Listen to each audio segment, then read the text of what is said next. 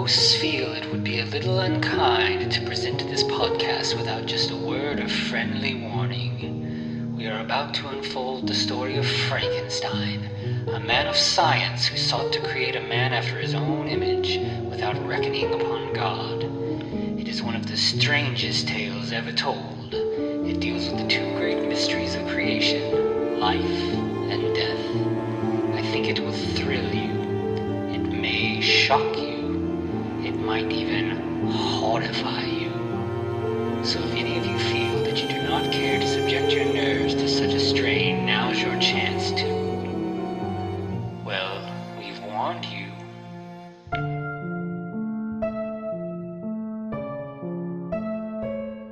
Hello and welcome once again to the Franken-Cast. I'm the mad scientist Anthony Bowman. My pronouns are he, him, and I'm joined as always by... the can of caffeine-free lemon lime Bruce from Scandinavia, that is Eric Velazquez. My pronouns are also he, him. I really wondered where you were going to go with this one, and you went very granular. Yeah, I did. Okay, so later on in the movie, there's going to be that scene with that can, and I was like, that's it. I knew it. That's the one. That's what I'm going to... I was gonna do the RV with the imprint of a woman's face on the side of it, but nope, the can pulled it off. It had to be. Well, if those clues didn't give it away, this week we're talking about Friday the 13th, Part 6. Jason Lives. And you may be asking, wait a second, this is not the Friday the 13th podcast. This is the Franken-Cast. And to that we say, this is low-key a Frankenstein movie. There are many references. Eventually we will get to the Karloff, I believe Karloff General Merchandise. Mm-hmm. So, there's a couple other things, some lightning here and there. Oh, yeah. Yep. Yeah, and of course it's Friday the 13th, so we had to do a Friday the 13th. I mean, it makes sense. Right? Yeah. So, I mean, as this movie starts, it feels very gothic, very universal. You've got a dark night, there's a full moon, right? Fog rolling in. Creepy music. Yeah, it's so good. Yeah. This is all right, so this was from the era in which Friday the 13th was just generally seen as schlocky. The Parental Guidance Board was coming in and trying to basically take out all the things that made Friday the 13th, and just completely downplay all the violence and blood and gore and all that. But man, this opening is a masterclass in openings. Yeah, and it feels like this movie, if you do kind of go through the series and everything, you had the last movie that fans kind of hated because it wasn't really Jason, but also it was one of the most gory and one of the most schlocky ones. There's way more nudity. Yeah. I think the director was a porn director, so it's not surprising. That is correct. But so I think this was them kind of course correcting and being maybe we should try to do this a little more seriously. So here you have a director who even though he's not a slasher director, he's putting a little extra care into what he's doing. Tom McLoughlin, he's a very thoughtful director. Mm-hmm. If you listen to anything with him talking, you can tell everything he's making choices and stuff, right. So it definitely feels like this is and this is probably the least gory of the Friday the 13th. That's true, but it's still also one of the best. Yes, agreed. I would say that for me, Part 6 is tied with Part 4, but obviously Part 5 being the absolute weakest. So, the middle of the Tommy Jarvis trilogy kind of lagged there. Yeah. But yeah, I mean, this does kind of form a trilogy because, like you said, Tommy Jarvis appears in these three. He's one of the only characters to really have a running story in a Friday the 13th, in the series. Really, yeah. He's the Laurie Strode to a degree. I mean, I'm really sad that they didn't even really have a nod to him in Jason versus Freddy. Yeah. Because I feel like that cop was kind of supposed to be Tommy Jarvis, or at least a nod to him. Maybe Officer Rick. Or Deputy Rick, I'm sorry. Mm-hmm. But yeah, it's come on, man. You got to have Tommy. Well, I guess they also didn't have Nancy, so that's neither here nor there. Anyway, we've got a German Shepherd eating roadkill as a 1950s style truck roars down the highway. Yeah, and so inside we've got, the aforementioned Tommy Jarvis and his friend who... Yeah, he barely gets a name because he's barely in the movie. I mean, yeah, poor guy. Like, they made up the name. It's like they almost wanted to go with Haas, but they didn't quite make it. Yeah. But so they are headed to Jason's grave, and you find out like they've either escaped or left the mental asylum, right? Yeah, so this is where they were in part 5. They've left, and Tommy has to kind of get the closure he needs so that he can get past the Jason period of his life. Yeah, he's a little obsessed at this point, and he's like, we've got to actually destroy the body.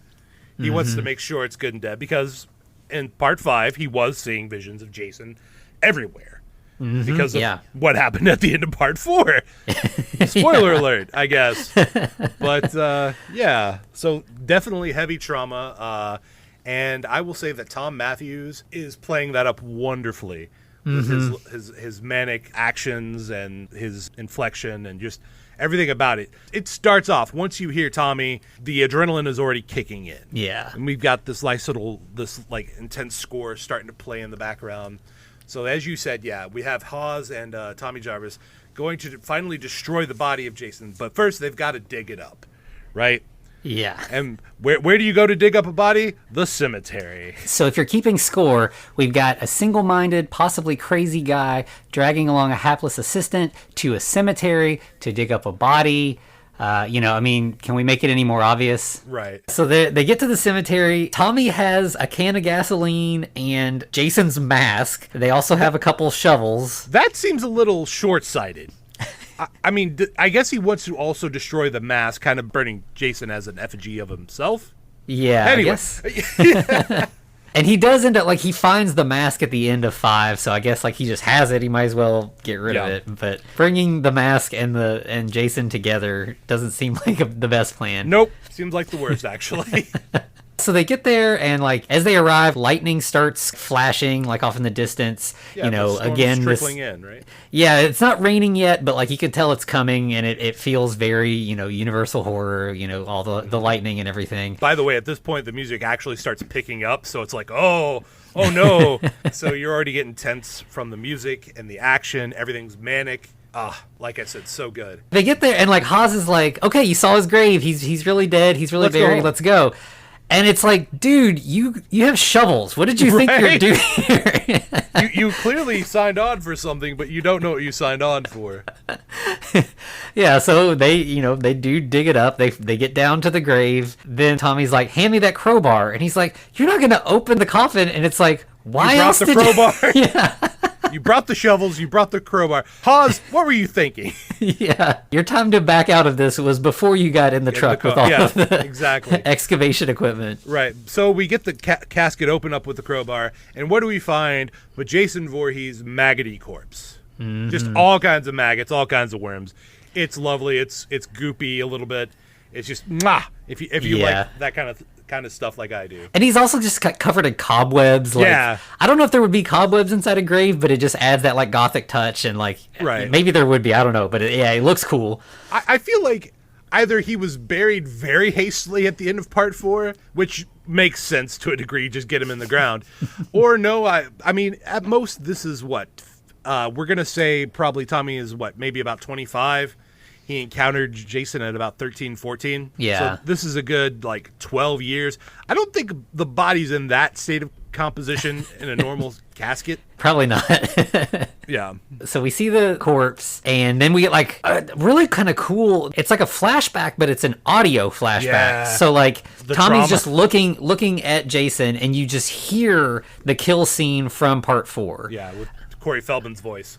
Yeah, which is really, really nice. So then Tommy goes and he rips a fence post, a metal rod off of the fence at the cemetery, jumps back down in the hole and stabs Jason through the heart with this metal rod multiple times. He's kind of remember what I did with the machete in your face? I'm now doing that with this fence post and your chest. Yeah. But he climbs out and leaves him impaled and goes to get the can of gas. But while he's doing that, lightning strikes the rod. And what happens when you mix lightning, rods, and corpses? You get resurrections. Yeah. So here's your Frankenstein right here. Yeah, there it is, baby. I know it's a flimsy tie, but you know what? We're going with it. But in retrospect, Tommy made a lot of choices, but none of them were great. Yeah. All right. So, yeah, but we see the eyes of Jason open up, but he's still acting inert, right? And then Tommy's like, all right, so we've got the gasoline, we got some matches. Let's put them together in the casket of Jason and finish this, right? Yeah. Now, in my opinion, I guess you do kind of have to get close with matches, depending on how bad they are. But I feel like this is a job for a nice Zippo. Oh yeah. You douse them in gasoline and then light the Zippo and then drop it and be done with it. Yeah, sure, you're out like $30 or maybe, I don't know how much they were at the time. But yeah, you're out a good lighter versus getting down and possibly setting yourself on fire. Yeah. Or getting grabbed by Jason. Yeah, exactly. He pulls out the post and yeah, he tries to get out and Jason gets him. And it's like, oh no, Tommy's already gonna die? What? Yeah. No. Nope. Tommy fights his way out of there. And then he does kind of like douse Jason with the gas. He does. But then, like, in like the most like perfect, like ironic kind of timing, he goes and lights the match and it instantly just starts pouring down rain. Torrential. And it's like, and Jason's just kind of like, well, where were you going with this plan? So he like starts going towards Tommy like he's gonna, kill him. And Haas comes from behind and hits Jason with a shovel. Yeah, out of nowhere, he does the wrestling shovel to the back, snaps it over Jason's back. And, Jason being Jason, he's not too fazed with that too much. Yep, so then he just turns around and punches his heart out. Punches it clear out his back. It's such a Jason thing to do. Yeah. It's one of the, like, probably the most gory kills in this one, if I think. And it's just, it's such a classic, every time that somebody's heart gets ripped, even like Indiana Jones and stuff, it's just, it works so well. It's always so cool. But I do love the comedic effect that after he, like, takes his hand out of Haas just falls back into his grave. Yeah. So, yeah, there's definitely comedy, the tongue is firmly in cheek, like all the best movies. Yeah, and it's like he falls into the coffin and then the coffin lid slams closed on him. So it's like, that level of just kind of silly. But then Tommy uses that opportunity and runs to the truck, jumps in, and speeds away. Yeah, because what else are you going to do versus Jason? You don't have any actual weapons. Yeah, after seeing your friend's heart punched out of his chest, it's time to retreat. Yeah, but Jason sees his one love in life, that hockey mask. Slides it over his face, turns, looks at the camera. Then we get this wonderful James Bond-esque cutaway where Jason literally cuts the camera in half. We get this nice blood just pouring out of the middle of the camera, or like it was our eye or something like that. Yeah, it's so good. Yeah. Oh, man. And like, if you weren't catching the comedy, like when you see that, you're like, okay, this movie is not like it's well done. It's not a bad movie, but it's also not trying to take itself seriously. No. It's one of the best balances of just, we know this is kind of goofy. This guy is being resurrected by lightning, and whatever. Just go with it.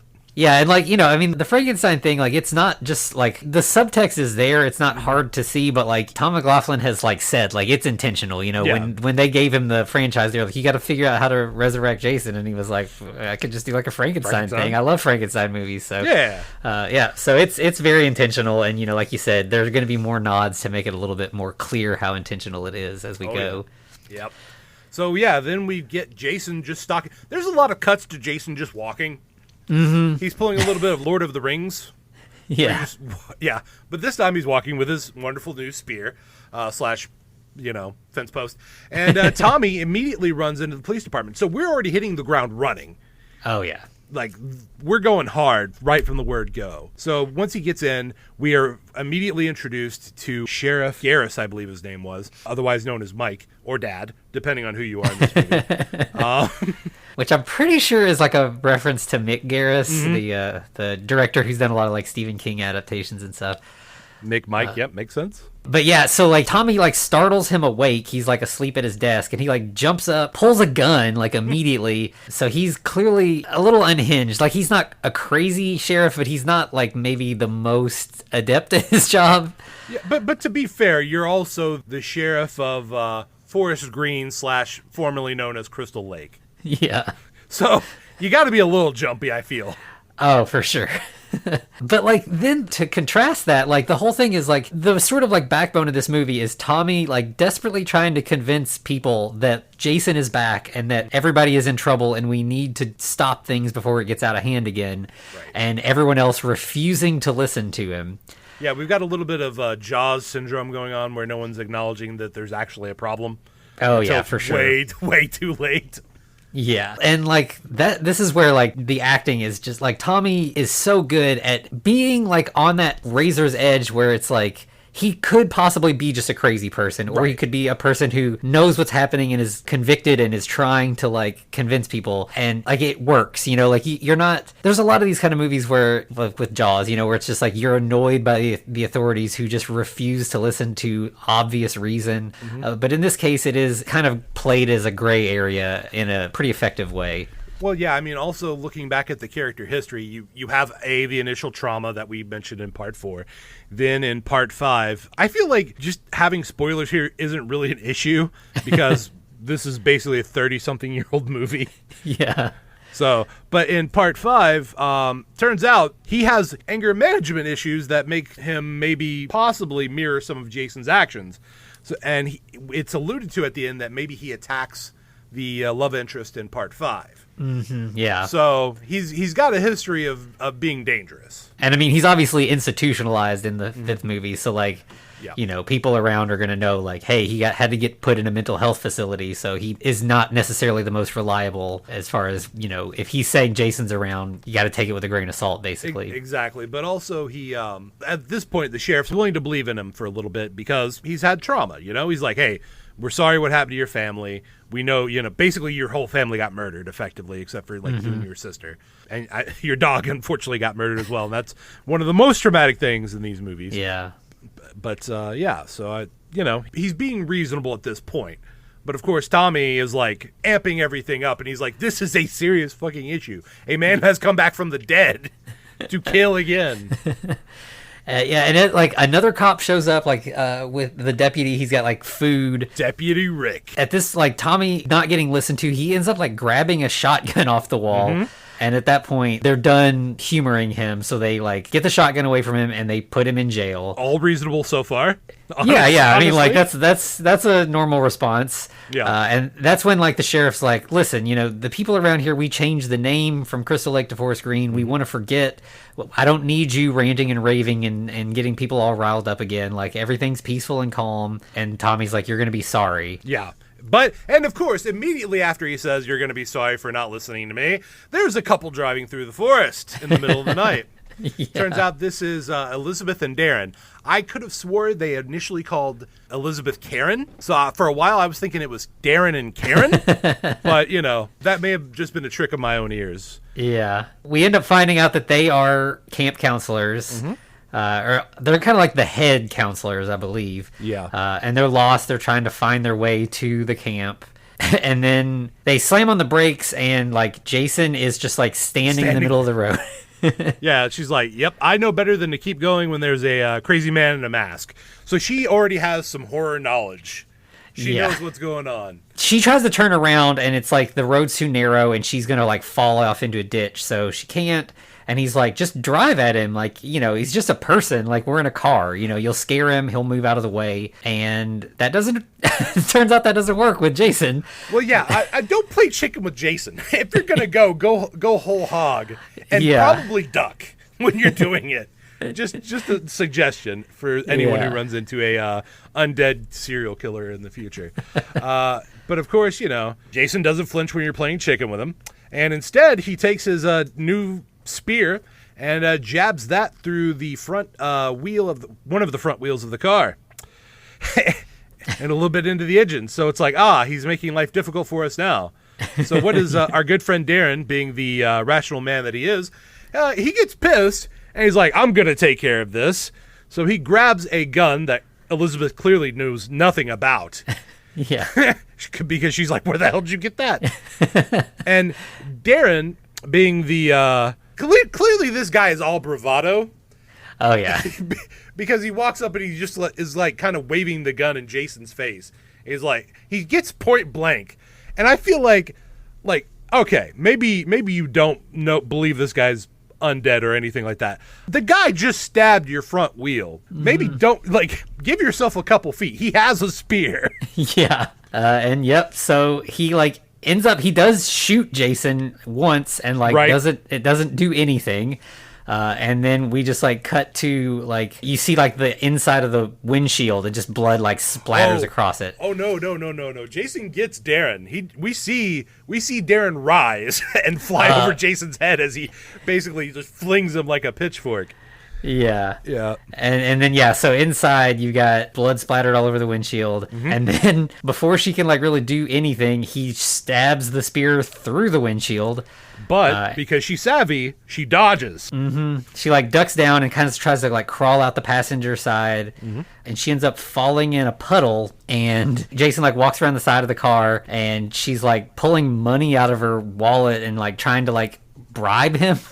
Yeah, she's got. I mean, fair play to you, because maybe that's what he wants. Maybe he just wants money, but no, not Jason. Jason doesn't want money. He wants murder. Yeah. But she looks up and he's not there. Maybe he left. He just wanted to kill one guy and leave. No. Yeah, and he's behind her and he just stabs right down and spear straight through the face. Yep, and holds her down and you just see the bubbles and goodbye Darren and Elizabeth. And then, so as she's dying, in the puddle, you see her American Express card just, float by. And, apparently that was, a big gag. Back then, there was, a commercial for American Express where they always would end with, don't leave home without it. Yep. And, they leave a pause there. And, it's specifically so that people in the theater will yell that. And, obviously, I've never seen this in the theater, but, apparently that happened a lot. And, yeah. It's kind of an interesting concept to set up a joke to let your audience do the punchline. I know, man. I feel like this is a movie you could do a Rocky Horror Picture Show to. The Friday night showings where everyone's just yelling at the screen and pushing hot dogs with their noses. Or in this case, maybe throwing people over their head on spears. Who knows? Yeah. So then we get Tommy immediately waking up. Maybe it's all a dream. Nah, nope, we know better. Yeah, he's in jail, and the police, are still there. But then, a bunch of counselors from the camp show up, and they're missing their two friends that they were expecting to show up last night, and they never arrived. I believe that would be Nikki, Sissy, and Court being the lone male counselor at this time. And most of all, Megan, that's right. daughter of the sheriff. Yep, you are correct. Yeah, so they're trying to report their missing friends. The campers are supposed to arrive today, and they need the head counselor so they know what to do. The sheriff's just at this point, you've had Tommy say bad stuff's gonna happen, and then you have these people who are something bad happened. Yeah. You'd think you'd be let's investigate that immediately. Yeah. But no, even Tommy starts yelling to them it's Jason. I'm trying to warn everybody he's back. He probably got your friends. We need to do something. And the sheriff's shut up, stop. And he sends Megan and her friends on their way. Well, before he does that though, we find out that Megan is highly interested in Tommy. Nothing else is registered for her except there is the slab of man that's talking crazy talk behind these bars, and she is in. She is already there. Yeah, she says he's kind of cute though as they're leaving, and all of her friends are all it's very ooh kind of. Right. And of course the sheriff is no, hell no, no. Right. So he's ready to get Tommy out of town. So he's I'm gonna escort you to the city limits basically, and I never want to see you in this town again. Yep. But then we cut to the cemetery. Old Martin. And he's just your stereotypical alcoholic groundskeeper / gravedigger or whatever we've seen. And this is very much a Frankenstein thing too. We had the second Doctor in the one Hammer movie that was just a drunk gravedigger. And Well, not only that, but Old Martin is kind of like the crazy gravedigger / the crazy Ralph. Oh yeah, for sure. The one we saw in part 1, I think we lost him in part 2 or 3. It may have been part 3, and that was a big loss. You got to keep crazy Ralph around for a little while, you know. Yeah. But of course, Old Martin's sad because somebody came into his graveyard and dug up this Voorhees guy's grave. And so this is the best line of this movie. So he sees the open grave, and he looks right at the camera and says, "Why did they have to go and dig up Jason again? Some folks have a strange idea of entertainment." Right. You know, if only he had winked at the end, you know? Yeah. That would have been the only way you could have driven that point home a little bit further. Yeah. So at this point, obviously, people were like, "Oh, the people who watch slasher movies are, you know, serial killers, blah blah blah." Stuff we've heard about heavy metal D&D and you know everything since time immemorial, basically. So yeah, but it's a fun little joke. Then we cut to some more scenes of Jason just walking through the woods, and then back to the counselors who have arrived back at the camp. And they're like unloading a bunch of groceries from their truck, and they're talking about Jason legends because you got to have the camp counselors talking about the legends. And wouldn't you know it, but today just happens to be Friday the 13th. Oh! Right? Yeah. And then like a busload of kids show up, which makes this movie kind of unique because it's always like before the kids arrive. Like there's usually not a bunch of kids in peril. Like you did have Tommy Jarvis in 4, but he was a camp. Yeah, he was visiting with his family. He wasn't a camper. Yeah, he was just like in nearby like rental cabins, but like we've not had like a bunch of kids at risk of, you know, being hurt by Jason. Right. So that kind of ups the ante already. But there's a lot of like great gags where the counselors are like, "Man, I think I'd rather take my chances with Jason than deal with all these rowdy kids." Well, yeah, even the lady who drops him off basically just says, "Well, they're your problem now." And then gets back on the bus and jets out of there. Yeah. And so then we cut to, I believe these scenes were added later because they needed some extra kills, basically. So we have a couple scenes that are kind of intercut throughout the next little bit that are just, it's a group of insurance executives who are doing like a team building paintball competition in the woods. Oh, so good. Of course, I think it's Roy is the first one we meet, right? The guy with the glasses, and he looks goofy, but he's very serious. Let me make sure that is the correct name. I don't want to confuse him with the misogynist later. I think we first meet the two guys that are together because they both they get shot by the woman, and then they're like all upset that, you know, why do we have to invite her? Right. Well, yeah. So what happens is we basically see Roy pop out of the woods, but he doesn't really do anything other than just kind of grunt and act all serious. But yeah, then we do go to Larry and Stan. The best gay couple of all time, in my opinion. Yeah, these are the two guys that are walking around in camo.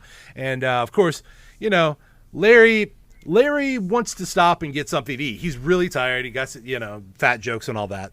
Of course, Stan calls him out and says he has more instinct to eat than to win. That's why his sales suck, of course, you know. Mm-hmm. But at that point, we immediately see that Jason is watching these two walk through the forest, so we know what's going to happen. Their time is on the clock right now, okay? Oh, for sure. Yeah. So then, apparently, Larry is very upset with Stan because once they're out in these woods and Stan is focused, he's just not the man that, you know, Larry knew. He's just a totally different guy. Whole other person. And, yeah. So then, of course, as you said, Stan does a little bit of misogyny, you know, saying, why do we have to bring the woman? And, of course, as you said woman immediately jumps down and shoots them both. Yeah, so she was hiding. She gets them both, and they're like, "But I thought you were already dead." And she was like, "You see any paint on me? I'm good." Then she has there's, I guess for this paintball experience or whatever, they have bandanas that say dead. And she's like, "You got to put the bandanas on." So they tie black bandanas around their forehead, so it just says "dead" really big across their foreheads. Yeah, and it's just basically telling you, yeah. But then we cut to our good friend that I was mentioning earlier, Bert the misogynist, and he says a whole bunch of stuff that I don't care to repeat. But there's the reference to sandwiches and being in a place for women. And, well, he's not around for very long because immediately as he's hacking at some woods, I guess just getting his aggression out, who should appear and grab his machete than Jason Voorhees. Yep. And in like one fluid motion, Jason just holds onto his hand with the machete and shoves his face into a tree. Yeah, he swings him around. And but let's talk about the tree. Yeah, it's so good. So like there's like a smiley face carved into this tree. Mm-hmm. It's like the bark's peeled away in like a circle with the smiley face then cut into it. And that's exactly where his face smashes. So then he falls down and you just have like a blood smoke smiley face. Right. Like I feel like this is a proto Wilson. Maybe someone was like, I like that image so much I'm going to put it on a volleyball. But as he falls down, we see that Jason did not let go of the hand and machete, so Jason's just holding his whole arm with the machete. He literally disarmed the misogynist. Yep. So he drops the arm, of course, but he's hanging onto that machete. You know, Jason's got to get a machete. Listen, he has to complete the look. He has the hockey mask. He needs the machete. He is a complete person again.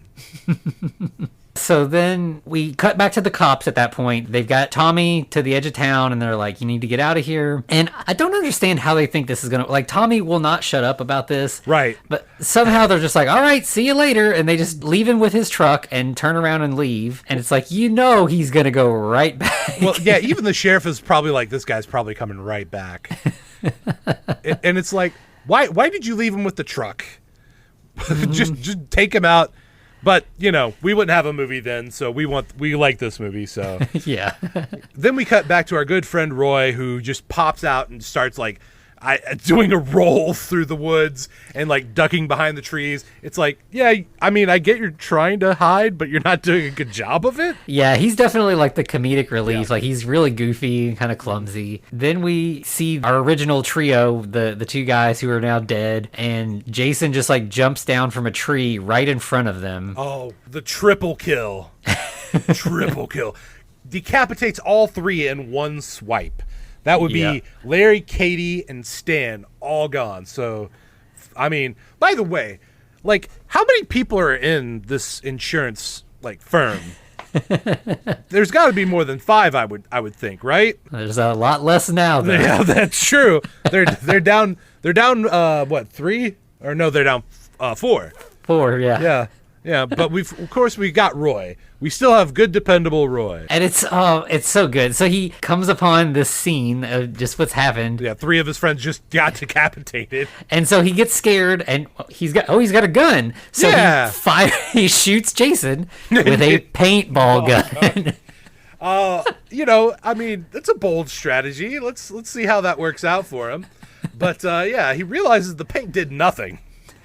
So and Jason kind of looks down as like, what is really? There's pink? What is this? Right. And of course, Roy runs away screaming, calling for help. Now, the one thing that I can tell you about Jason is if you run, you're just going to die tired. Yeah. But they end up, they cut away and we go back to Tommy has... Oh, they were still driving, yeah. Yeah, they're still driving, and Tommy sees the cemetery, and he, like, pulls off where he's not supposed to. The Eternal Rest Cemetery is what it's called, so that's a cute little joke in it. Nice, yeah. Yeah. And so Tommy goes speeding into the cemetery and, you know, runs to the grave, and the cops are chasing after him. And he's like, we dug up the grave, you can look in the grave, but the grave's covered. And they're like, well, that... Yeah, the sheriff's like, yeah, we saw the grave, it's still there. And then our groundskeeper shows up, and Tommy's like, Did you cover the grave back up? And he's like, what are you talking about? Yeah, no. I mean, there was never a hole dug out here. Yeah, and so Tommy's like, I swear it's not Jason in the grave. You dig him up. Then Deputy Rick and his wonderful mail-in or mail-order red dot laser scope. We get introduced to that as he pulls it on Tommy. And he says one of the best lines in the movie, wherever the red dot goes, you bang. You bang. Okay, all right. I mean, that's a choice. Yeah. Now, I swear to you, okay, I actually did research. I'm almost 100%. There are red dot scopes from the 80s that look somewhat like the thing that he has, right? Okay. But I am almost 100% convinced this is nothing more than a flashlight that they basically put on a mount that they then put on a gun and just bored a hole at the end and like put a little red light. Yeah, it's excessive for this gun. Like, Yeah. usually you don't see like laser sights like that on little pistols. Or at least not that big of a laser sight. But I mean, that just leads me to believe that Rick is just a bad shot. oh yeah. But yeah, so before they like, there's this other kind of great cutaway where like, you know, Tommy's trying to convince the groundskeeper to dig up the grave, and he just like takes a big swig of whiskey. Oh my God. And he's like, does he think I'm a fart head? And one of the best cutaway jokes I think there exists, you get a bunch of kids just go screaming, yeah! And they are all painfully 80s kids. Oh, yeah. Oh, man. And so them yelling yeah was in response. So then we get like a kind of call and response thing where like, you know, Megan's like, we're going to have the best week ever. Yeah. Are we going to swim? Are we going to canoe? And they, you know, they go through the whole thing and she kind of runs out of ideas. Right. And is like trying to come up with more things for them to yell. It's like all the girl counselors are with all the girl campers. And then we cut to Court being the only guy. And he's like talking a bunch of like nonsense. Yeah, Native American. It's all like very stereotypical. It's like there's like a, you know, a cairn, like a pile of stones, and he's like, this is an Indian marker, and then, you know, it's Right. like if you were trying to, an Indian scout was trying to like have somebody who wanted to, you know, he's trying to follow somebody, but then he wanted to like not get followed, he could take the stones away, and he says some stuff about like he's trying to get with a squaw. It's just it's a lot of bad rough. stereotypes. Yeah, that's probably the low point of the movie, but you know. I hate that Court is kind of the low point of the movie, but he does have some high points later on, especially points. Then we get two kids. They're kind of a running joke in and of themselves. One looks at the other and basically goes, if this is what camping is going to be like, this is going to be really boring. Yeah. He doesn't know. We know, but he doesn't. Yeah. Yep. So then we get to the cops, and they have got him to the city limits now, got Tommy to the city limits, and, you know, they're like, get out of town, and they leave him, and then we cut to the groundskeeper who is drunk and walking along the road singing. Yeah, something, I'll take you home again, Kathleen, or something like that. Yeah, it's just one of those kind of drunk guy songs. Yeah. And we kind of get some like back and forth where it's him walking through the woods and a young couple who are picnicking. I think these scenes might have been added later too. They're kind of separate, and like they don't really interact with anybody else from the movie. Now we'll learn that the guy's name is Steven, but the girl, I don't think they ever call her by name. I don't think so. But they're picnicking, they're like flirting. You find out they're like recently engaged, and they, you know, lay down to have sex in the woods like you do in a Friday the 13th movie. Yeah. That's a perfectly normal thing to do in the middle of the woods. And then we cut back to the groundskeeper who he finishes his whiskey bottle and he tosses it over his shoulder. But there's no sound of it doesn't land. Yeah. It should break or something. Yeah. So he turns around, and there's Jason holding the bottle, and he just like... By the way, before he tosses it, he looks directly at the bottle and goes, "You're going to be the death of me." Well, he might be a bit prophetic. Yep. So Jason breaks the bottle with his hands and then just slits his throat with the glass. Yep, there you go. Prophecy fulfilled. Yep, that was a quick turnaround on that one. Yep. Of course, then we hear Steven, our good friend Steven, hears the scream. And he, being a guy in a Friday the 13th movie, is like, I have to go investigate. By the way, his fiance is named Annette. And okay. Yeah. So, yeah, he goes running off, and he finds Jason casually hacking away at old Martin's corpse. Yeah. And then Jason, acting like he got caught doing something he shouldn't have been, turns and just looks at Steven, and it's like, oh, I have to kill you now. And so Steven takes off back towards Annette, grabs her, and is like, we gotta go, hurry. So they hop like on a jump. moped. Yeah. The fastest of vehicles. And then Jason comes up behind them and impales both of them with the machete. He gets a twofer. Yeah. He's very economical with his kills in this movie. You know, his KDR is amazing. I mean, sorry. That shouldn't have got me like it did, even my own joke. All right, anyway. So yeah, then we cut back to the camp, and we've got the kids. They're all asleep in the cabin, and there's a great just little tiny gag where like one of the kids is asleep with Jean-Paul Sartre's no exit laying on her chest, and it's like, one, a kid that age is definitely not reading No Exit, but two, obviously, you know, there's no exit. You're gonna die here. And then of course we get some hamsters just vibing, just running on the wheels, sucking on the water. And then Jason stalks through the woods. Yep. And then we see the counselors. They're all it's the normal thing where like the campers are all asleep, so now the counselors get to kind of do what they want, and they're up playing. They're playing a card game. They kind of get bored with. I think they're playing like Go Fish or something at first, but then they're like, we could play the Camp Blood game. Yeah, that sounds like fun. Oh yeah, Jason's the Jack of Spades, so now we get to choose our own roles. I believe it's Sissy who chooses the Queen of Hearts. Is that right? Yeah. She tries to convince Nikki to be the Queen of Diamonds. Of course, Nikki's like, that's dumb. That's dumb. Yeah, I kind of want to like listen to that part a couple times and see if you can like actually figure out how to play the game from that, because there's like piles of cards that are cabins and Jason's in there somewhere. But the thing is, if it turns over, don't you lose? Yeah, it almost seems like an old maid kind of thing, but yeah, I'm not sure. But guys, we're piecing this together. We're creating the Camp Blood board game. Nah, might already exist.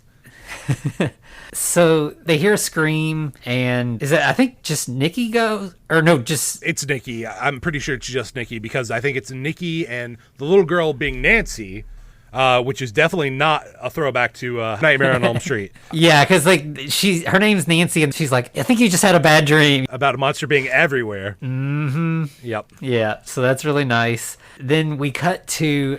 The RVs are rocking, baby. It's like the weirdest, most like awkward sex scene. It's Court and a girl who I think we find out is named Kelly, but I don't think she's one of the counselors. She's just some girl he's met somewhere. Right. I initially thought she was the girl who walked off the bus and was like, they're your problem now. But yeah, so like she's like dance sexing on him. He's just laying there like just completely motionless, and she's like grinding, and he's like, are we almost done yet? Nope. She's like, we're not done till the song's done. We're going stripper rules, buddy. You got 10 minutes left. Okay. I mean, that's ambitious, but all right, Yeah, it's odd because he's like, he's into it, but not that into it, but also he's just like, okay, we can go till however long you want. That's fine. Like, it seems it's different than like usual, where it'd just be like the guy like, oh, too late, I'm done, and right. But then the lights go out and the music stops. So like, the song's done. So Court pops his cork, and the girl is immediately disappointed. Yeah. And so she's like, well, the least you could do is go investigate, figure out what's going on.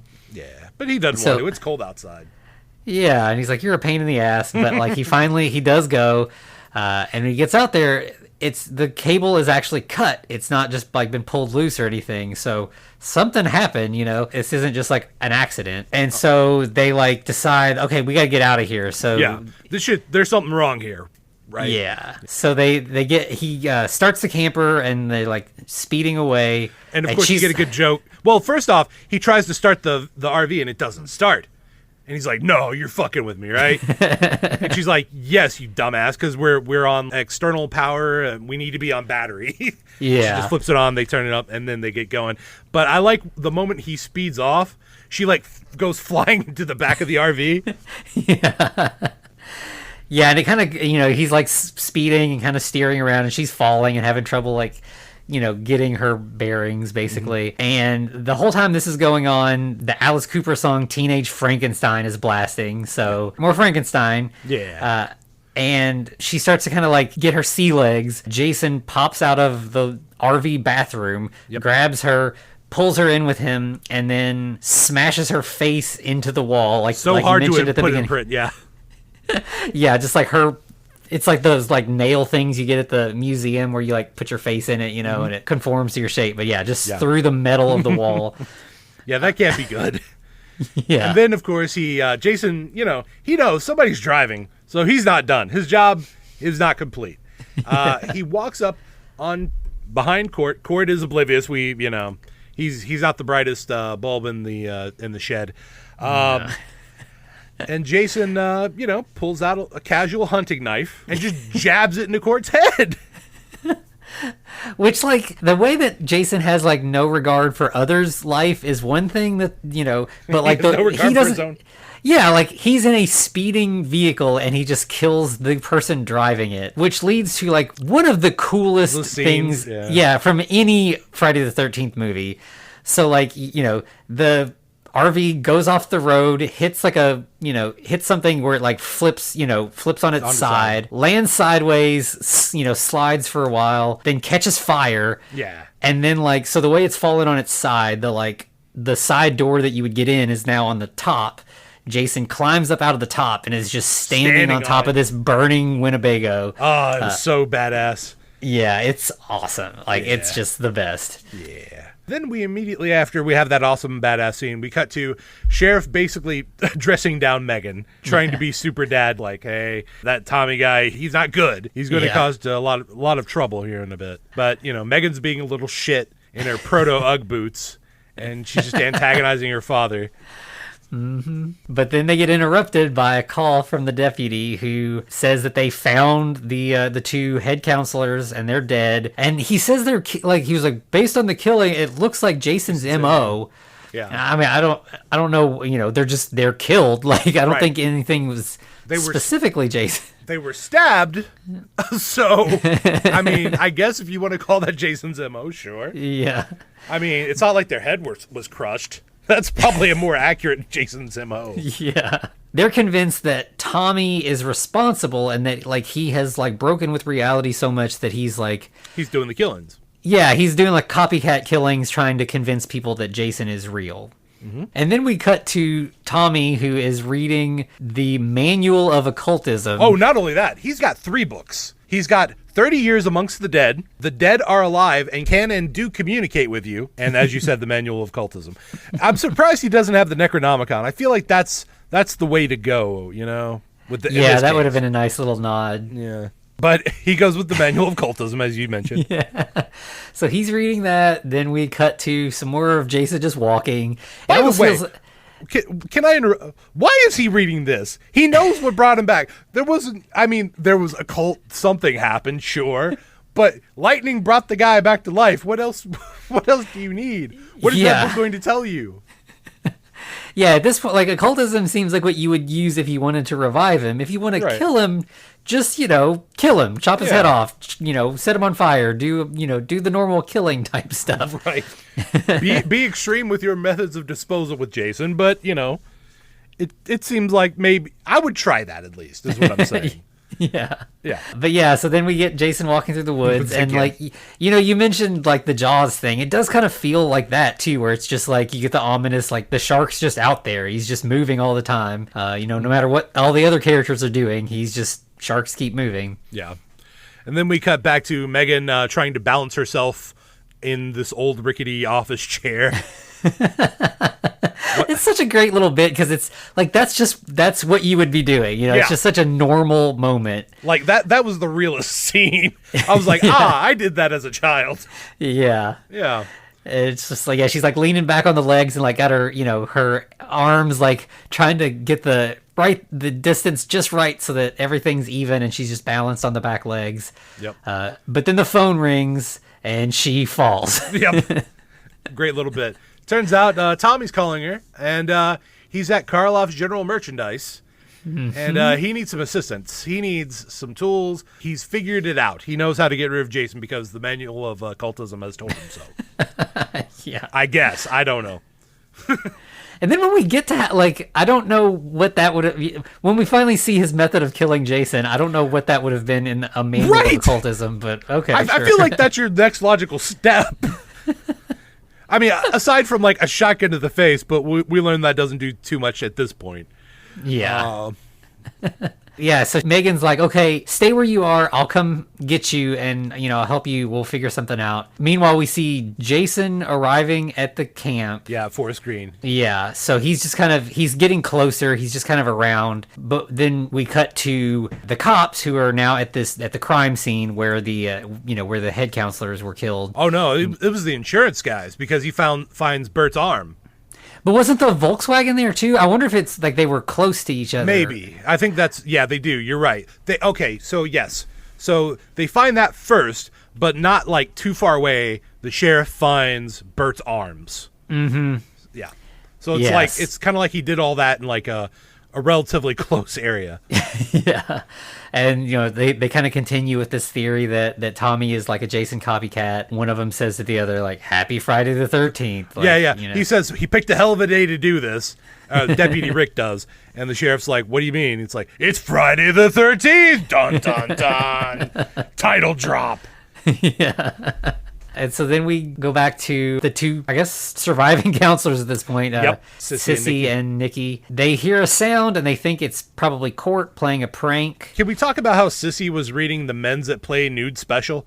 I mean, good for her, Yeah, that's a nice touch because it isn't always like the dude who's reading has like the Playboy or whatever. Yeah, I'll be honest. I'm pretty sure this is the feminist Friday the 13th, and I'm here for it. Yeah, the women are definitely like more resourceful and smart than the men in this movie. For and sure. a lot of times they're the ones in charge. So yeah, yeah, yep. But so Sissy does hear someone messing around outside, and she thinks, "Hey, Court's trying to play a trick on me." So what does she do? She grabs her a can of caffeine-free lemon lime Bruce from Scandinavia, and thinks, "Hey, if I dump it on his head, it's going to really piss him off." Yeah. And she dumps it over the little edge of the window, and nothing happens. And then Jason, pops up and grabs her and yanks her out the window. Oh, yeah. Like, leaving her slippers behind. Yes. By the way, this makes Nikki look real bad. We're going to get to that. But yeah, he takes her outside, literally twists her head off. Yeah. Yep. That might be a little bit more graphic than the other one, but there's not as much blood. Yeah, it's pretty gruesome, but yeah, less actual gore. Mm-hmm. And then we cut to Megan arriving at the Karloff's general store, picking up Tommy, and he's like, "All right, thanks for coming to get me. I'll take it from here." And she's like, "No, this is my car, baby." Yeah, I'm not letting you drive my car, and two, I'm not leaving you by yourself. You don't know where you're going. You don't know what you're doing. Mm-hmm. You need help. So she's on board to she's along for the ride. She's gonna see what's going on here, and she seems to, at least, if she doesn't fully believe him, she's willing to give him a chance. Yeah, well, all right, so I'm not going to disparage Megan, but she's got a little crazy in her because she's down to even go on this excursion. She's like, if there's a serial killer, we're going to stop him. And it's like, well, Tommy actually is kind of insane, but he's also been driven there by Jason effectively. What is your excuse, Megan? Yeah. You just want to see some crazy shit. Yeah, she's just down for whatever, a wild night, and she's obviously interested in Tommy, so she's just like, let's do it. Let's see what happens. Yeah. Then we cut back to the camp, and we see one of the campers looks out the window and sees Jason walk past. Poor little Nancy. Yeah, he's just got headless Sissy hanging over his shoulder. And just walks past, and she's just like, "This little girl's gonna need some psychiatric help in the future." Yeah. And then we go back to Megan and Tommy. Yeah, they drive past a sign. Did you notice the sign? A passive aggressive speeding sign. It's like, are you speeding? Do you think maybe you need to slow down? Yeah, I have never seen a sign like that ever. Never. It's so there's never been. It's a gag. It has to be. Yeah. Yeah. But of course, Tommy wants to go faster. Meg says, "Don't worry about this. I got this, baby. You just watch for roadblocks." And he's like, "Oh, like the one in front of us." Yeah, so she slams on her brakes and grabs his head and like shoves him down in her lap. Yep. And then there's a gratuitous like his IV like POV shot, Crotch shot of up her. Yeah, But up she's her wearing skirt. jeans. Yeah. Yeah, she's wearing Yeah, jeans. it's like tight corduroy jeans, but yeah, it's a yeah. And so she just turns around and tries to drive off, but of course, the cops are like, "Hey, somebody saw our roadblock and turned around, so That's we should probably suspicious." follow them." Yeah. And of course, Tommy says, the sheriff, they call into the sheriff and he's like, "Hey, make sure Tommy doesn't do anything crazy, because we know he's a little off his rocker." And then immediately it cuts to Tommy between Meg's legs saying, "Hey, don't do anything crazy." Yeah. And yeah, because the cops give the license plate number to the sheriff, and he's like, "That's Megan's car." Yeah. So now they're in the high-speed chase, and they get to Cunningham Road. So Dun, dun, nice little dun. nod to Sean Cunningham, who creator of the series. Oh, don't start that there. There's going to be a big fight now. I created Friday the 13th. No, I did. No, anyway, we can talk about that later. But Yeah, that's that's a whole thing. It sure is. But so yeah, they arrive at the camp, and immediately like a bunch of cop cars surround them. Especially Daddy. Yeah. With his shotgun trained directly at... Okay, this is really good. He has the shotgun trained at Meg, but then immediately Tommy's head pops up from between her legs, and he just goes, "Oh, shit." Yeah. Yeah. Yep. So, and then we cut to Jason again, and Yeah. he is approaching Nikki. Maybe. Oh yeah. That's so. It's so you see like a machete, and like It's covered in blood. Right, and it's like approaching Nikki, and then it turns out that it's actually Nancy. Nancy was the killer all along. No. She found the bloody machete and is like, something's going on, and Right. Nikki's like, "Oh, it's probably just a prank. Yep. Let's go find the other counselors." And Yeah, it's like, this metallic smelling, like really gooey weapon you found. Well, I guess it's a tool. Yeah, that's just a prank. yeah. Nikki, you're... Also, at this point, she should have noticed the slippers were just there. Like, did she think Sissy, and probably Sissy's shoes are in the cabin. Yeah. Sorry, Nikki, you got tunnel vision is what you got. Yeah, she's definitely the least Not aware perceptive, of yeah. all the But she's got a big heart, you know? So we go back to the police station, and the cops are there, Tommy's there, Megan's there. They get a call that Court and some random girl, they say, like, they don't know who it is, but they were found dead. So they're like, well, we got the guy. He's right here, so it's fine. Everything's under control. Even And at then this point, Megan's- the sheriff actually accuses Tommy of being Jason, quote unquote. Mm-hmm. So, yeah. And Megan's like, "What time did they die?" Which I don't think that he could have placed the time of death this well, but... Right. But he's like, "Oh, it was," but I think he says like 9:30, something right in that range or something. And she's like, "Oh, I've been with Tommy for a while. Like we were Like together all during night." that." Yeah, so it couldn't have been him. Yeah. And he's just kind of like, "Just stay here." He's just like, just not even entertaining that idea at all. Right. So then we go back to the camp, and you've got. Well, Nikki. we also have Tommy locked up, but also at this point, Meg kind of breaks down because she knows this shit's real. Like, her friends are dead, or at least some of them are, as far as she knows. Yeah, and so back at the camp, Nikki's tucking Nancy in, and like we see Jason out the window behind her, like she's just completely oblivious. Yep. And so she goes back to her cabin and starts hearing noise and is like, "Oh, it's probably just the wind blowing the door." And so she goes and pulls the door open. Well, before that, though, she does finally succeed at her perception check and notices that there's blood where she laid that machete down before. The machete's not there. Yeah.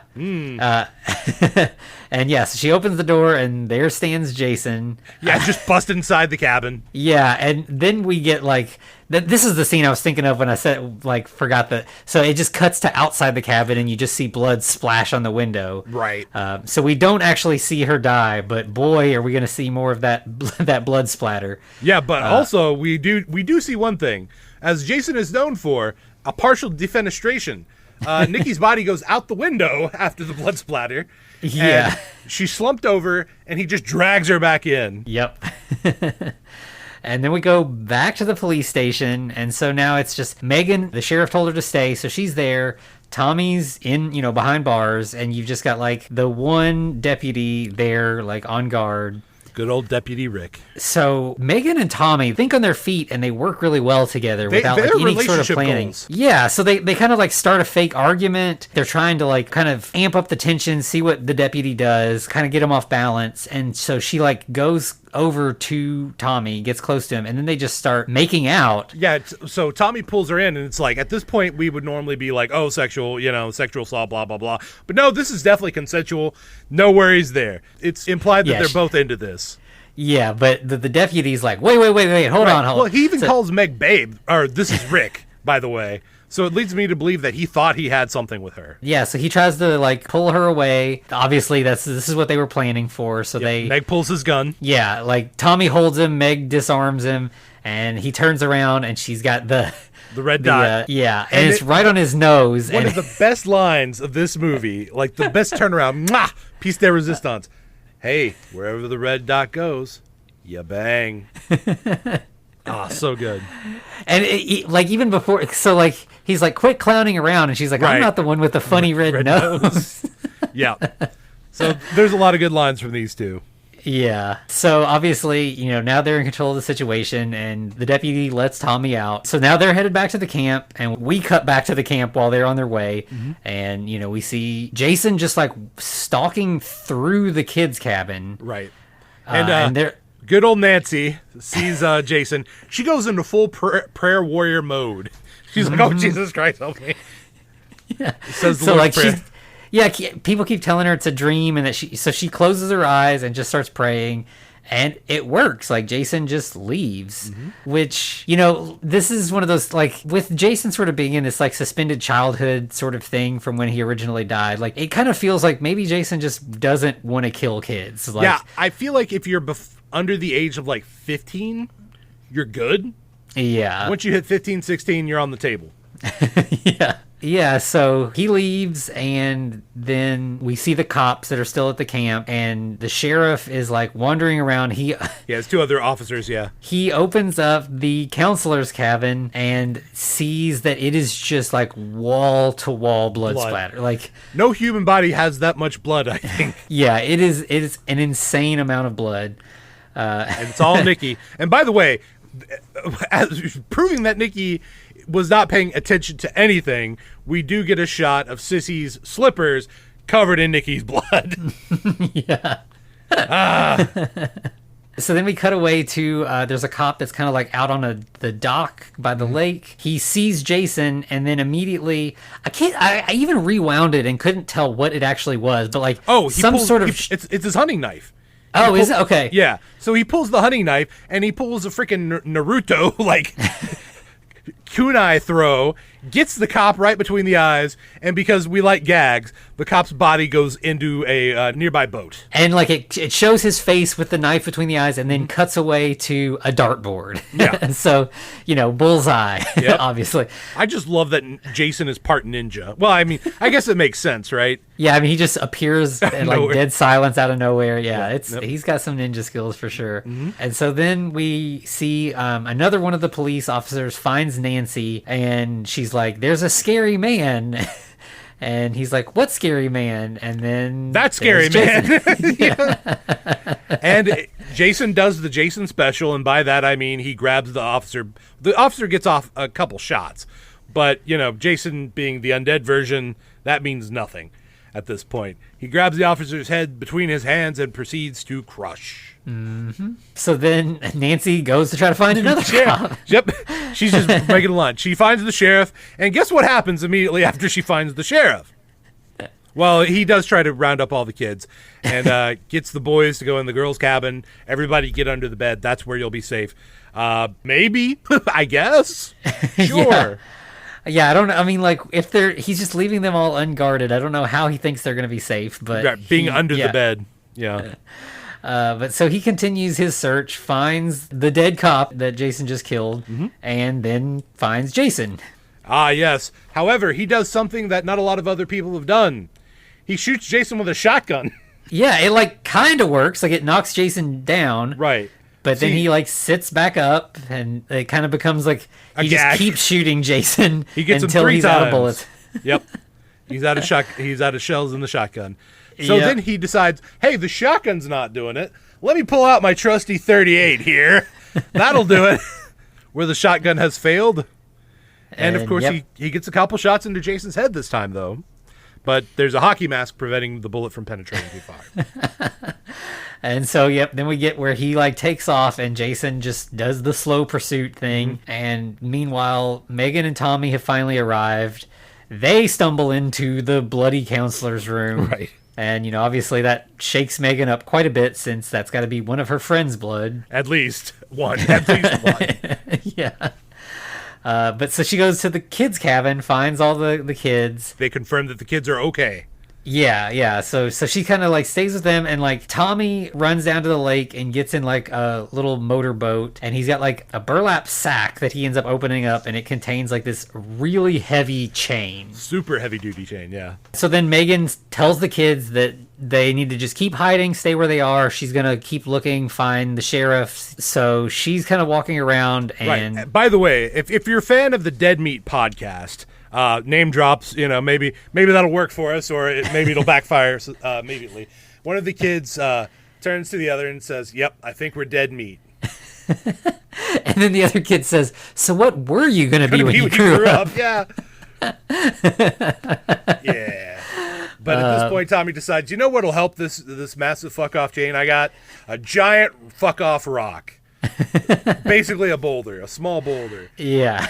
So he throws that in the boat and yells to Megan that she needs to call for help. Get an ambulance out here. Yeah. So he kind of like goes out into the water with this chain and rock in the boat, and then at that point Jason like bursts out of the cabin. Oh yeah, just walks through it basically through the door. Yeah.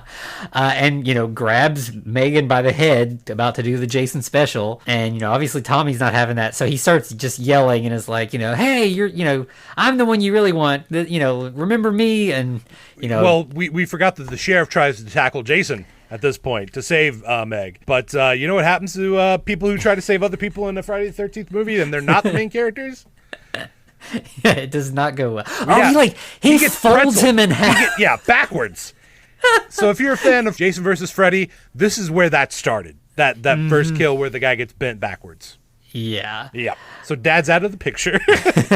Yeah. And so finally, Jason like goes and starts headed towards Tommy. Yeah. He's like walking in the water, and Jason doesn't swim, so he just is like walking until the water gets too deep, and then he's just underwater. He's just gone. I mean, what's he gonna do? Drown? Yeah. Right. Right. But he does kind of feel a little bit torn because he wants to kill Megan really, really bad, but Tommy's just so damn effective at taunting him. His taunt is too strong. Yeah. So Tommy then ends up he pours a bunch of gas all over the lake and sets fire, which is not the best decision. He's now in a little boat in the middle of a bunch of fire. And by the way, I think nowadays that would not work because the gas was not super leaded nowadays, whereas it was probably full of lead back then. Oh yeah. Yeah. So he's just sitting there trying to smoke Jason out or something, I guess. Maybe. And then so Jason does the Friday the 13th Part 1 special and leaps up out of the water, grabs Tommy, and they end up kind of fighting each other, and Tommy sort of gets that chain wrapped around his head. Mm-hmm. So he's kind of trying to get the rock overboard, but having trouble. But it's okay. Jason will take care of it. Yep. He just breaks the boat in half. So now we've got Jason floating down to the bottom, but he's got Tommy by the neck, choking him out. So they're sinking. And you know what Jason can do that Tommy can't? Survive without air. So Tommy basically seems to pass out or pass on, and his eyes close, he goes limp, and Jason's like, all right, job done. You can go now. Lets him go, and he floats to the surface. Yeah, he just kind of floats away. So then Megan swims over. She sees, or she the motor, the back half of the boat is still kind of floating, and she starts it up again, starts the motor. Well, I think what happens, she gets over there, right? But then he Jason grabs gets her ankle first. Yeah. He gets over there, and then she's like, what am I gonna do? What am I gonna do? There's this big fuck off boat motor right here. Okay, let's start this bad boy. and she lets a rip, and she basically uses that to, I'm not sure if she cuts his throat or technically I guess cut his throat. But I don't know how that works either. Yeah, it's just like he just keeps seeing her, like the mask kind of breaks away in some spots. She just kind of keeps like hitting him, and then all of a sudden, like, you just kind of cut to the surface, and a big like burst of red water, shoots to the surface. So like she's managed to effectively chop into something important, basically. Right. what it is, we don't know, because I feel like everything has been gotten to at this point. Yeah. But yeah, so then, he lets go of her ankle, and she, gets a hold of Tommy, drags him to shore, does mouth to mouth, and like the kids are just all kind of standing on the shore watching. Tommy like wakes up, and she's like, it's finally over. Well, maybe, because we cut back to the water. And Jason's just lying there, and then his eyes pop open. Yeah. The end. Yeah. So, of course, you got to end with leaving him wanting more, and that, something's going to happen. Obviously, back then it's like, oh no, there's going to be another movie. But like now it's like, yeah, we know there's going to be like, 5 or 6 more movies. Yeah. I mean, I'm pretty sure we were confident then there was going to be another movie, but it's like, what's the next one going to be? But of course, we don't end on just Jason's eyes opening up. No. We go out on Man Behind the Mask by Alice Cooper, baby. Yeah. I think like we hear that once before, like in the background of a scene, just like on a radio real low. But yeah, you get blasting through the credits, and that is another thing that's kind of introduced with this movie is like, teenagers watch these. Teenagers like rock music. Like we should put rock music in the movies. It will make the teenagers like it even more. Yeah, I think that they wanted to get Teenage Frankenstein, and Alice Cooper was like, well, I kind of want to do an original. So let's do Man Behind the Mask. Yeah, so, of course, for that, they, like, did a music video where, like, Alice Cooper's in the mask and everything. Yeah, it's great. Yeah, do you remember when horror icons got their own music videos? Yeah. Freddy Krueger got 2! Yeah, Freddy, he had the song with Fresh Prince and Jazzy Jeff. Yeah, and what were they? They weren't called the Fat Boys. What were they called? The one you're talking about is Nightmare on My Street. Yeah, I think that was the Fat Boys, wasn't it? Maybe. Well, maybe. We're going to find out live. Here we are. We're doing it. So the one I was thinking of is the Fat Boys. It's just called Are You Ready for Freddy? Yeah, so there's Nightmare on My Street by DJ Jazzy Jeff and the Fresh Prince, a.k.a. Will Smith, which that's a timely one. And yes, Are You Ready for Freddy? Fat Boys, 1988. But there is apparently I'm Awake Now by the Goo Goo Dolls in 1991. Okay. And Bob, that's weird, isn't it? Yeah. The guys who did Iris did Freddy Krueger song. That was for, what was it? It wasn't for New Nightmare. Well. Anyway, yeah. So, Freddy's a prolific musician is what we're trying to tell you. Yeah, there were way more Freddy ones. I think this is the only, like, Jason original that I know of. Yeah. But, this was, the 80s were, like, like we talked about Monster Squad, like, the sort of, like, novelty credit song about the characters was a thing. So that's kind of this, but it's edgier metal kind of stuff because that's what the horror fans want. Yeah, I mean, I could do with some like actual like horror rock songs for my movies. Yeah, let's bring that back once or twice. Yeah. But by the way, so as we mentioned, that's the end of Friday the 13th, Part 6. Jason Lives. Turns out, as I was looking on, there's about 4 that we definitely know took place on movies that took place on Friday the 13th, not in real life, just in the universe. That would be Friday the 13th, Part 1. Then Jason Lives will be the next one.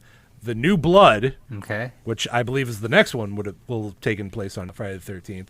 And then the 2009 remake. Gotcha, okay. Yeah. So there's only 4 that we know for sure takes place on Friday the 13th.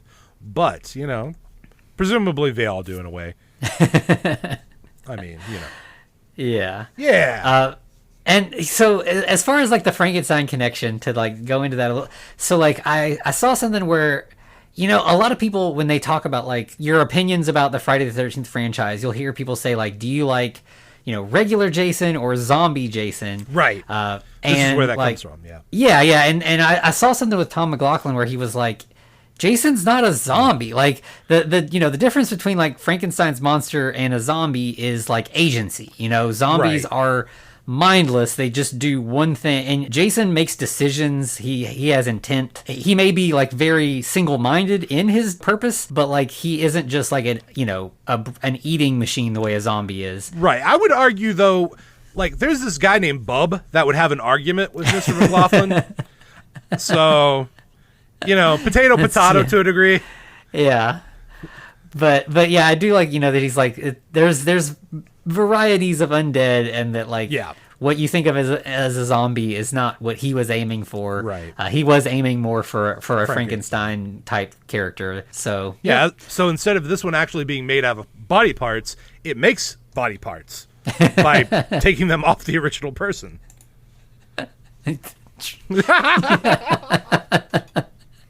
I love that I got you with that. All right. Yep. So that's that.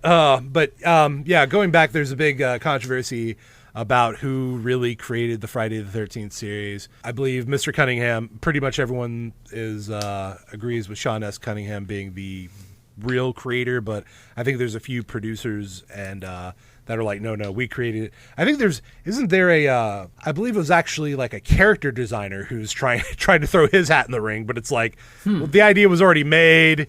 You just did some special effects and weren't Tom Savini. And I think like the central thing that I think has sort of the case is over is that, like, because Sean Cunningham created Friday the 13th, but the guy who wrote the script, whose name's eluding me, he came up with Jason. Like, right. So Sean Cunningham's story is like this mother, taking revenge, but like actually the character of Jason was created by the screenwriter. Okay. So you run into this thing where it's like, well, yeah, was it Sean or was it was somebody else maybe that I'm thinking was like, hey, we want a movie that's like this Halloween movie that's doing really fucking well, and we can't set it on Halloween, so what's another scary holiday? Friday the 13th. That's all they had for a while. Was literally just the name. But I think the end result of the case was that, yes, Sean Cunningham owns Friday the 13th, the franchise, but the writer owns Jason. Right. So they have to get along for us to get more Friday the 13th movies, because you can't have one without the other, basically. You know? Yeah. I mean, to a degree, listen, we'll talk about this off the air, but I've got an idea that I want to run past you because I think it's a banger. And I would write a script for it 100%. But yeah, it's and also that's kind of what killed the Friday the 13th video game, was that whole lawsuit. Yeah, they had to pull the servers and all that. Yeah. It was very unfortunate. It was a pretty good game. I mean, it was to a degree kind of like Dead by Daylight, but And if you are like interested in the case and like following what goes on there, the really great sort of coincidence. So Shelley from Friday the 13th Part 3, the guy who gave Jason his mask, he is now, that actor, Larry Zerner, is an entertainment lawyer. And he's not involved in the case, but he's well-versed in the case. And he, like, anytime news comes out about it, like, go to Twitter, find his account, and he will tell you what's up. Like, he'll give you elaborate breakdowns of everything that's going on, what it means, how things are shaping up for the possibility of future installments. So it's really cool that he's like still, he's moved on from acting, but he's like still staying active in the, the franchise. Shelley's like, I get that everyone's like Shelley's pretty annoying, but he's still a pretty good character. But yeah, so that's definitely a nice resource. All right, well, we got anything else? I think that should be it. So next week, one of the things that I really wanted to do with this show is, there are Frankenstein adaptations all over the world. We've mostly so far done like American and British. We did like the Japanese, the Toho ones. We did our recent Italian Reanimator. But there are all these different cultures adapting the story in ways that fit with their culture, and that's something that I wanted to explore because some of those are movies I've not seen. I do think we need a little bit more spice in our Frankenstein. I can do some of that. So next week we are headed south of the border to Mexico. Hey. In fact, for the next 3 weeks. Yep. So I've not seen any of these, and I'm very excited about it. So there's Santo. So yeah, Santo is a very popular character in Mexican film. He's a luchador hero who fights various monsters and bad guys. I mean, he is a saint. Yeah. So there's tons and tons of Santo movies, like a crazy number of them. But there are 3 specifically where he has a run-in with some form of Frankenstein. So next week, we're going to just do them in the order that they originally came out. So next week, we're going to be doing Santo and Blue Demon versus the Monsters. I'm ready for it. Let's do it. Yeah, I'm very excited. All right, so you can find us on all the social media, I believe, at Instagram, Twitter. We got some YouTube action going on. Basically, if you type in the Franken-Cast at most of your social media platforms, that's where we're going to be. Mm-hmm. You can also catch us on Spotify, Apple Podcasts as well. Make sure that whenever you get there, just have some type of interaction, because that tells that crazy Frankenstein monster that is the algorithm that we're worth your time and other people's time. And that helps us out a lot. Yeah, and it's just nice to hear too. So yeah. By the way, we've got a lot of interactions, and we love each and every one of them. Anytime you tell us anything, we're just we're over the moon. We've got a couple kind of exciting things that I don't want to say much about yet, but there's a couple things that have come about from that we'll tell you about more later. Our evil plans are coming together. Soon we'll take over the world. But until then, to be continued. Looks like you've survived another episode. The Franken-Cast is a production of FCR Media. It's hosted by Anthony Bowman and Eric Velazquez.